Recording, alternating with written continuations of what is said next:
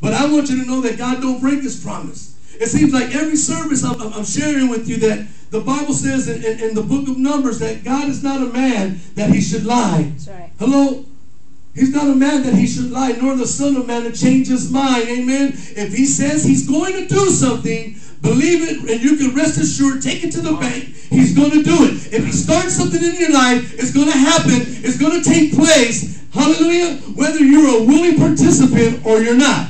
Can I get an amen? Amen. Because how many of us know we were unwilling at one time? Amen. But the minute we allow Jesus to come into our life and we said the prayer of salvation, things began to take place. And I really believe that things were happening even before that.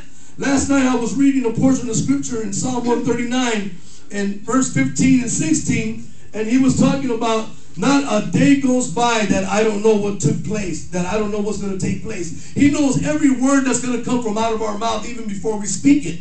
He wrote a book about each and every one of our lives. Can I get an amen? Amen. He wrote a book about Gilbert's life. He wrote a book about Priscilla's life. He wrote a book about art. He wrote a book about all of our lives. Can you imagine God wrote a book about all of our lives? We have our own separate book. Can I get an amen? Amen. I want you to know that for the first 30 chapters of my book, amen, it was nothing but hell. It was nothing but struggle. It was nothing but heartache. It was nothing but pain. But one day He knew in chapter 30, I was going to lift up the name of Jesus. Right. I was going to accept Him into my heart, and something was going to take place. And ever since chapter 31 all the way to chapter 48, hallelujah, amen, that God, amen, was going to be glorified. Can I get an amen? You see, it's very important. It's up to us to know and to ask God to come on into our lives, amen, and to have His way. You see,